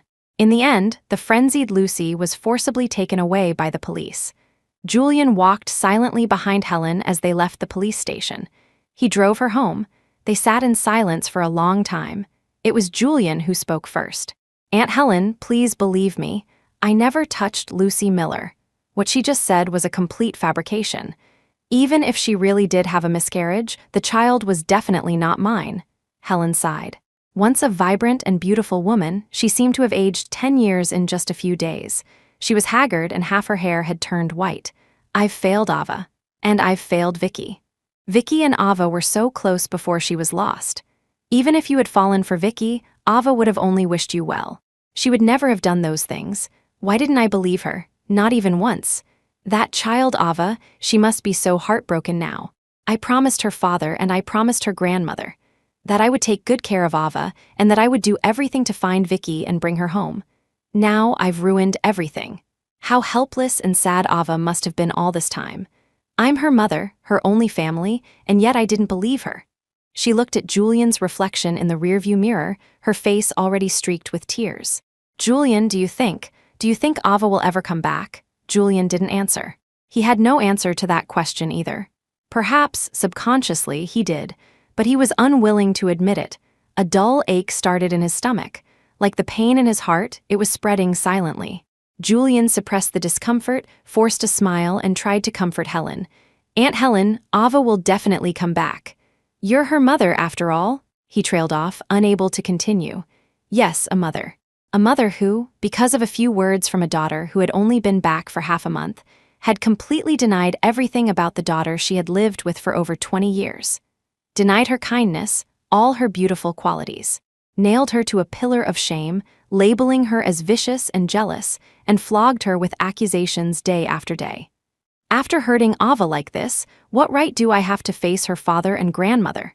Helen buried her face in her hands and sobbed. Even Julian couldn't hold back his tears. They both tried to contact Ava using new numbers, but as soon as Ava heard their voices, she would hang up. Later, it seemed Ava had enabled some kind of regional blocking. The new numbers couldn't get through either. Ethan officially proposed to me. He had searched for a long time to find an undeveloped spot. Every night, countless fireflies would gather there, dancing and creating a scene of breathtaking beauty. It was there, in front of our family and friends, that he knelt on one knee and asked me to marry him. Our wedding was set for the early summer of the following year. Chapter 20. Ethan had wanted to throw me an engagement party, but I found it too troublesome and vetoed the idea. Just as she had promised in university, Bea claimed her spot as one of my bridesmaids. The wedding was still a ways off, so I decided to focus on opening my restaurant first. My failed relationship had taught me something. Pouring all your energy into your partner can create an invisible pressure. A slow, steady stream lasts the longest. I had once felt that this was unfair to Ethan. After all, I had given Julian a love that was fierce and pure. The love I gave Ethan was more temperate, but Ethan was quite open-minded about it. "You'll be with me for the next few decades, while his future will be forever without you." When I think about that, I can't help but laugh out loud. Who has time to think about the past? The future is what's most important. With Ethan's help, my restaurant opened quickly. During this time, the detective would occasionally send me updates about Vicky. No, I should call her Lucy Miller now. The evidence against Lucy was irrefutable, and the case was already proceeding to public prosecution. Apparently, Julian and my mother were working hard, pushing for the death penalty with immediate execution. I had seen Julian's earlier clarification. He had investigated every single one of Lucy's schemes to frame me, including Goldie's death, and presented the evidence to the media. I felt no sense of vindication, only a feeling of absurdity. The frame-ups were so clumsy. If anyone had bothered to investigate, the truth would have been easy to find. I had already moved on and started a new life. What was the point of Julian doing all this now? The damage was done. Like a cracked mirror, no matter what you do, it can never be restored to its original state. At least Lucy finally got the punishment she deserved. It was just a pity about Vicky. She would never have the chance to be my bridesmaid. I still remembered when we were children, Vicky would look up at me with her small face and say seriously that she wanted to be my bridesmaid, that she would keep a close eye on my husband and make sure he never bullied me. I never thought that in the end, I would be the one who couldn't protect her, that she would suffer for so many years, only to be murdered and dismembered in such a cruel way.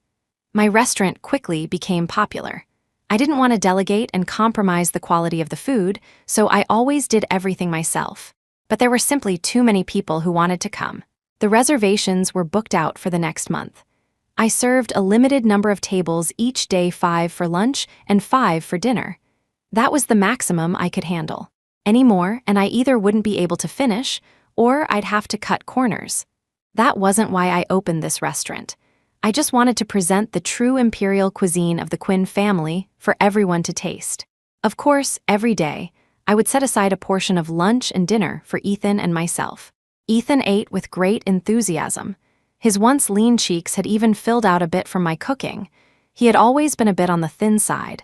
The extra weight actually made him look better. He was always cheerful now, completely losing that domineering CEO vibe. He was more like the Ethan I used to know, but there were some differences. Ethan used to think romantic words were cheesy. He would get goosebumps just hearing couples whispering sweet nothings on the street.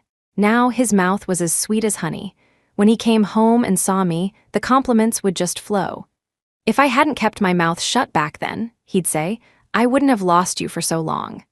I had to admit, if Ethan had clearly confessed his feelings to me before I fell for Julian, I might have actually considered it. The thought of this would sometimes make Ethan sit bolt upright in his sleep and whisper a few more sweet nothings to me. One day, while I was serving guests at the restaurant, I unexpectedly saw Julian.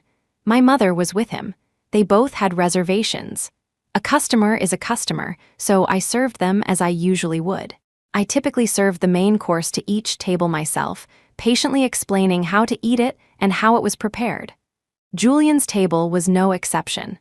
I brought the main course to their private room, placed the dishes in front of them, and was about to start my explanation. But my mother suddenly grabbed my wrist.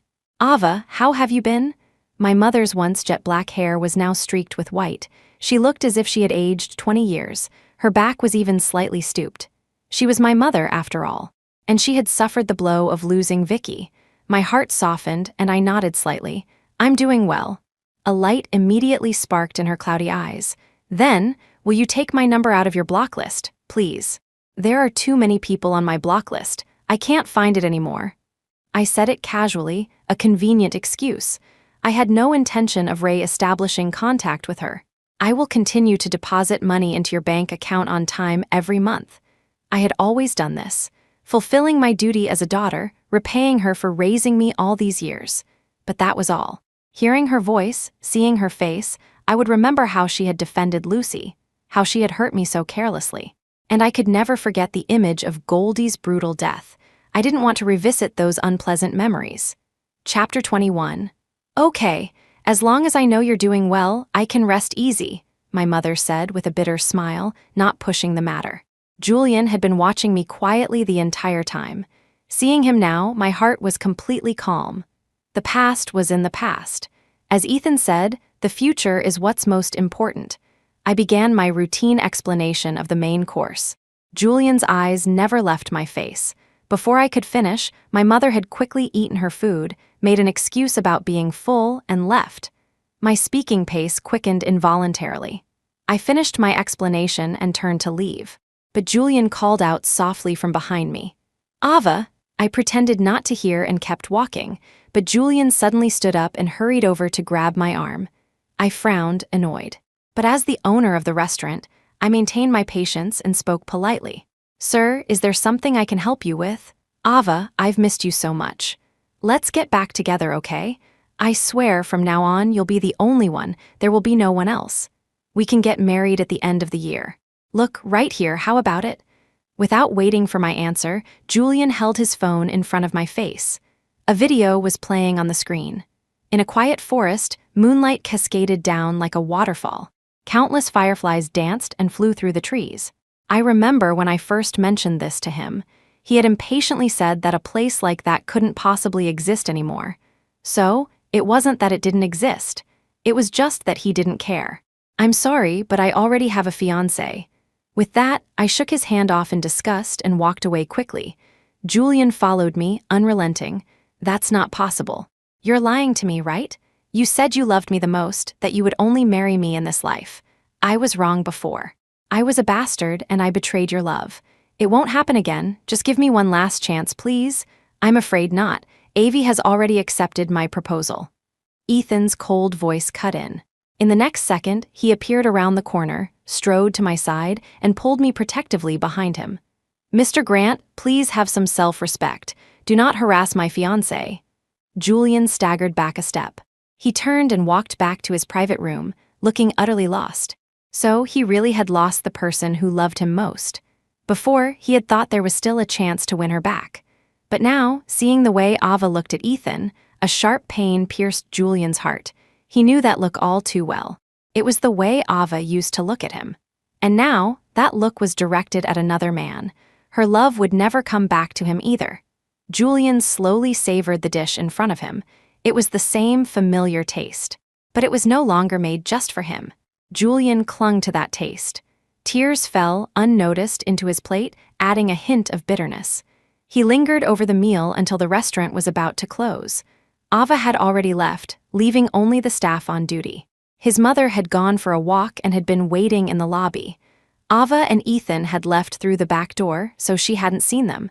When Julian appeared, his mother looked past him expectantly. "Where's Ava? Didn't she come with you? Aunt Helen, Ava is engaged." Julian managed a smile, but to his mother it looked worse than if he had cried. She was stunned. "To whom?" "Ethan Shaw."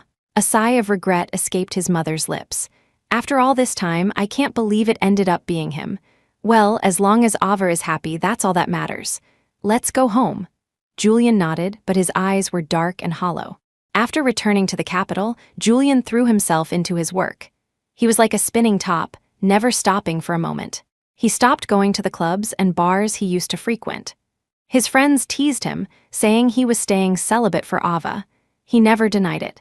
He moved his company's hospitality-related projects to the city where Ava now lived. And there, he began a fierce competition with Ethan's company. Ethan had been established in the city for years. Logically, Julian's company should have been no match for him, but Julian didn't play by the rules. He was willing to suffer great losses himself just to take a piece out of Ethan. He was like a mad dog, and for a while, no one in the city dared to stand in his way. I heard about it from B and was worried for a time, but Ethan seemed to have it all under control. "It's fine, I can handle it, but I need a kiss from my wife to recharge my energy." Ethan was being playful again. I smiled and kissed his lips. And just as Ethan had said, under his counterattack, Julian's momentum slowly weakened. He seemed to go into hiding, lying in wait for Ethan to make a mistake, waiting to deliver a fatal blow. Of course, Ethan would never give him that chance. The city's hospitality industry, thanks to Julian's interference, had suddenly become very active. Even my restaurant was affected. Someone actually came to my door, wanting to invest in my restaurant. The investment he offered was quite generous. I happened to be wanting to buy a batch of expensive ingredients to create some more high-end dishes. I was indeed short on funds. Ethan was currently battling with Julian. His funds were tight, and he couldn't inject capital into my restaurant on short notice. I had no experience in this, so I showed the contract to Ethan. There were no problems with the contract. Ethan was cautious and did a thorough background check on the investor. Everything seemed fine, so I accepted the investor's offer. Everything went smoothly. Later, Julian disappeared from the scene, and the day of my wedding to Ethan arrived. Chapter 22. As promised, B was my bridesmaid. I didn't notify any of my relatives or friends from the capital. That included my mother. I had heard her health wasn't good, and I didn't want her to make the long journey. But the main reason was that I didn't want to be reminded of the unhappy past on such a special day. The wedding dress I wore had been ordered by Ethan 6 months in advance. It was a simple, elegant style, understated yet luxurious. I loved it. Looking at myself in the mirror, my face was radiant, my smile like a blossoming flower. There was no trace of the haggard, weary woman I had been when I was with Julian. I even felt that my once hollow cheeks had filled out. Indeed, love can make a person whole. Unrequited love, that wasn't real love at all. It only wore me down to the bone. Ethan, also changed, stood behind me. He gazed at my reflection with a look of pure adoration and couldn't help but exclaim, "My love, you are so beautiful." Ethan, in a tailored white suit, was also very handsome. My eyes curved into a smile as I praised him sincerely. "You're very handsome too." We looked at each other and smiled, our eyes filled with happiness. "By the way, Avi," Ethan said, "Julian is here, he's outside. Should I let him in?" I shook my head slightly, without a moment's hesitation. "On such a happy day, I don't want to see him." Ethan smiled and nodded. "Then I'll have security escort him away." The unpleasant little interlude passed quickly. The wedding was about to begin. Ethan had to enter from the other side and had just left. The bridesmaids swarmed in, carefully helping me with my final preparations. Besides B, the other bridesmaids were professionals I had hired. B alone wouldn't have been able to handle everything. I didn't have many friends in the city, so I had to solve the problem with money. Everything was ready. I stood at the door, holding my bouquet. Even though we had rehearsed several times, on the actual day, I couldn't help but feel a little nervous. The wedding march began to play. I took a deep breath and slowly pushed the door open. The first thing I saw was Ethan, eagerly walking towards me. It even made the officiant chuckle. "It seems our groom can't wait." Ethan grinned foolishly, looking a bit silly. The guests below the stage were also amused by his antics. Of course, it was all good-natured laughter. Ethan took my hand. We stood in the center of the stage. We exchanged rings. Ethan suddenly leaned close to my ear and whispered, "I love you, Avi. From the first moment I saw you until the moment I die. And if there's a next life, I hope I can meet you again and spend it with you." Ethan's voice was gentle and tender, filled with deep affection. He was so happy that tears welled up in his eyes. My own eyes were also misty as I cupped his face and initiated a kiss on his lips. "Me too," we embraced. Colorful confetti exploded around us. The guests below erupted in cheers and laughter. Everyone was cheering and celebrating for us. I don't know who started it, but a chant of kiss again, rose from the crowd. Ethan looked into my eyes, and his cool lips met mine. The kiss was delicate and long. It wasn't until I was almost out of breath that Ethan reluctantly released me. Our life after the wedding was peaceful and warm, but not long after, I received news that my mother was critically ill.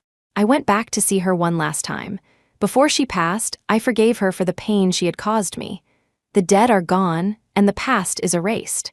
After handling my mother's funeral, Ethan and I returned to the Quinn family home. The servants, driver, and bodyguards all needed to be settled. And this villa, I planned to sell it directly. It was already late, and the real estate agencies were closed.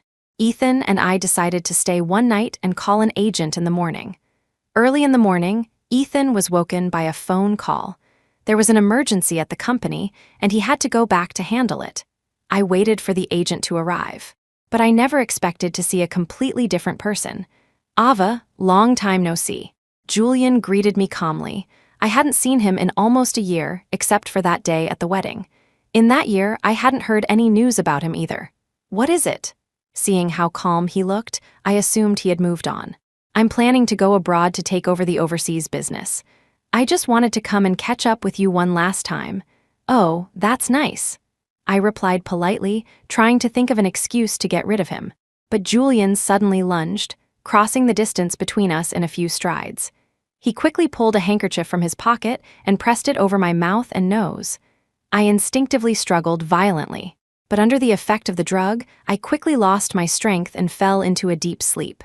When I woke up again, I seemed to be on a private plane. My head throbbed with a dull pain. I instinctively rubbed it and looked around. "You're awake," Julian's concerned voice came from beside me. I shot upright, my face a mask of vigilance. "Why did you kidnap me and bring me here?" "Not kidnap, my dear," Julian corrected me seriously. "I'm saving you." Chapter 23. Julian muttered to himself as if he were possessed. "You said you would only marry me in this life. That man must have threatened you with your life, right? Don't worry, I've rescued you from him now. We're going to get married." I was completely shocked and blurted out, "Julian, are you insane?" "Of course not. I'm perfectly lucid." Julian's tone was matter-of-fact. His appearance did seem normal. He was even calmer than he usually was, but the things he was doing, only a madman would do them. Being genuinely deranged wasn't the scariest thing. A calm madness like Julian's was what truly sent chills down your spine. Besides Julian, there was only a pilot on the helicopter. The loud roar of the engine prevented him from hearing our conversation. Or maybe he heard it and just pretended not to. Whatever, in a place like this, provoking a madman could lead to unforeseen consequences. I didn't argue with Julian anymore. I just took out my phone. As expected, Julian had already removed the SIM card. I had no choice but to put my phone away and close my eyes, pretending to sleep. The helicopter flew for a while longer before finally landing in a desolate area. In the middle of nowhere, there was a small, private airfield and a 2-story building. The building looked new, probably built within the last year. Julian led me into the small house.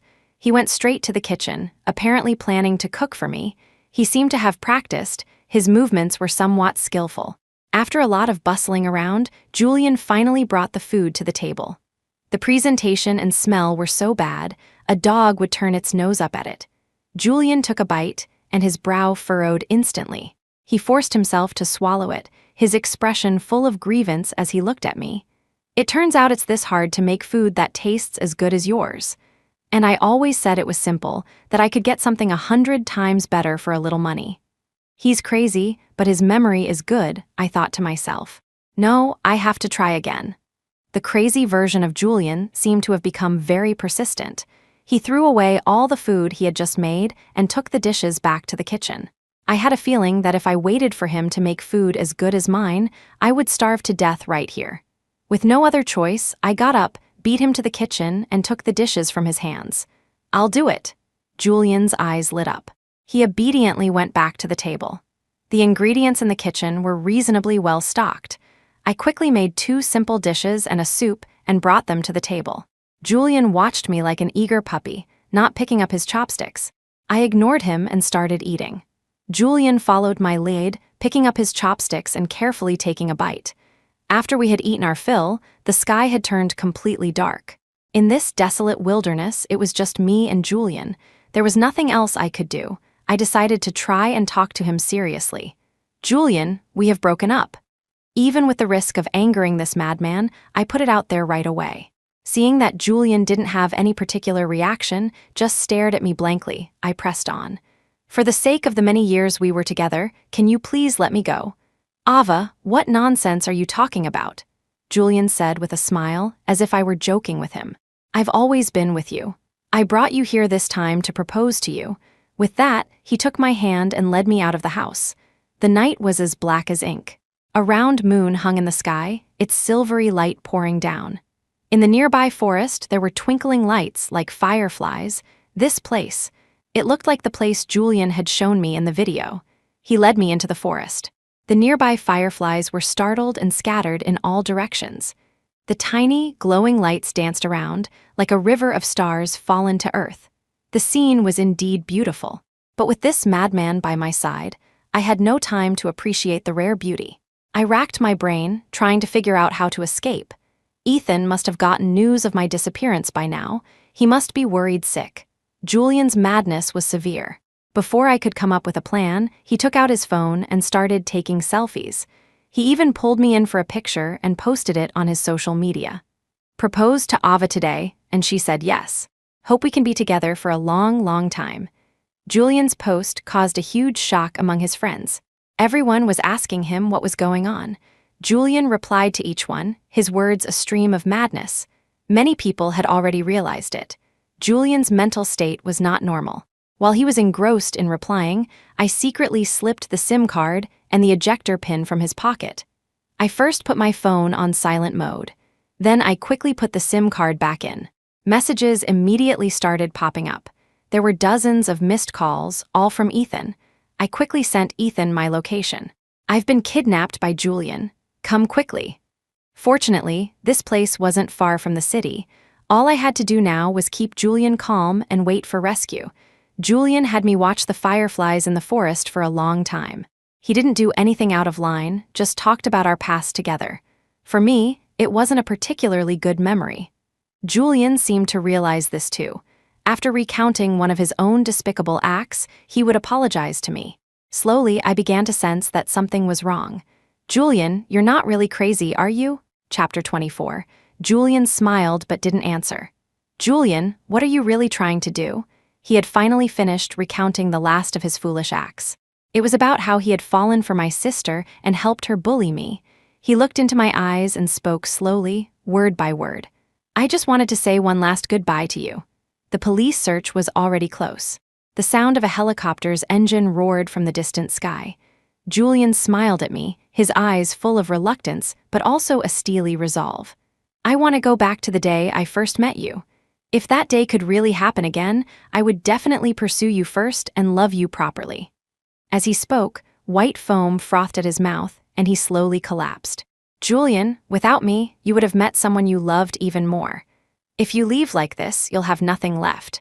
Seeing a living person about to die before my eyes, even though this person had hurt me deeply, it didn't warrant him paying with his life. After all, loving him had been my choice. The past was gone, like smoke in the wind. We owed each other nothing. Why would he leave over something so trivial? But Julian shook his head. His speech was already slurred, but I still heard his words clearly. There won't be. Besides you, there will never be anyone else. Ethan and the rescue team rushed towards me. The paramedics began to perform emergency treatment on Julian. Ethan wrapped his arms around me and led me away from this place of turmoil. In the end, Julian couldn't be saved. He died that night. He had written a will in advance and even arranged for his inheritance. He left all his assets to me. The amount was a drop in the bucket for the Grant family, so no one contested it, but I didn't want it either. I donated it all to a charity for youth mental health. Julian's obsessive behavior was likely related to his childhood experiences. I hoped the money could help more people like him who were struggling with their mental health. As for Julian's death, while I felt a sense of sorrow, I didn't feel much guilt. After all, death was his own choice. I had done nothing wrong and had no reason to feel guilty for his death. Before he died, he had kidnapped me and forced me to do things against my will. Forced me to watch him die. I knew Julian wanted me to feel guilty, to use this method to make me remember him forever. Unfortunately for him, his wish was not to be granted. For someone to use death to make another person remember them is, in itself, an incredibly irresponsible act. It is also a form of harm to the other person. But by now, I was immune to Julian. None of his actions could hurt me anymore. However, his death did affect my mood somewhat. Ethan noticed. He took a 2-week vacation to make up for our honeymoon, which had only lasted a week due to his busy schedule. We went to the beach, watched the sunrise and sunset, the ebb and flow of the tides. We climbed to the top of a mountain and looked down on the world below. We watched streams trickle by, admired pavilions and towers. Finally, we went to a remote farmhouse. Away from the hustle and bustle of the city, we lived a pastoral life, chasing chickens and herding ducks. There was a small interlude during this time. Our neighbor's dog had a litter of puppies that were just weaned, and they asked if we wanted one. We went over to take a look. When I saw one of the puppies, all yellow with a patch of black fur on its forehead, my eyes instantly blurred with tears. This puppy looked exactly like Goldie. It seemed very excited to see me. When it saw me crying, it tilted its head.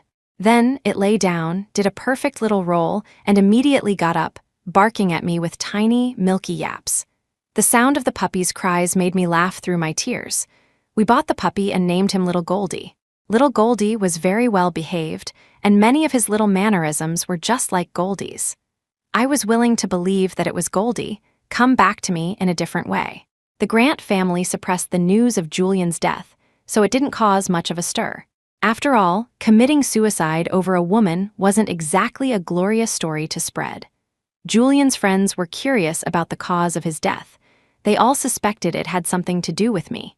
After all, the crazy social media post Julian had made, though it was late at night and quickly deleted after his death, had still been seen by quite a few people. Some busybodies got new numbers and sent me messages to ask. I simply feigned ignorance. Spring turned to autumn, and Lucy Miller's case finally went to trial. Her testimony implicated another criminal gang, which was why it had taken so long. Lucy was sentenced to death with immediate execution in the first trial and waived her right to appeal. Before her execution, she asked to see me one last time. I went. She gave me a faded butterfly hair tie. It was the one my sister had been wearing the day she went missing. Vicky Quinn was a really good person. My brother always hit her and cursed at her, but she would still protect me when I was being beat. I don't regret killing my parents and my brother. If there's one person I've wronged in this life, it's probably Vicky Quinn. I hope in her next life, she won't be trafficked and she won't meet me again. I carefully put the butterfly hair tie away for safekeeping. Lucy Miller was about to pay the price for her actions, and the people who had once hurt me were now all buried beneath the earth. So much had happened in such a short time. I still felt a little weary. Ethan came over and gently pulled me into his arms. Little Goldie, who had grown quite a bit, jumped onto the sofa and curled up on my lap. Under the bright moonlight, Ethan leaned in and kissed my lips. Little Goldie, squeezed by Ethan, let out a discontented grunt and reluctantly moved aside. The moonlight outside was perfect. The fireflies that Ethan had specially raised in the yard danced and flew.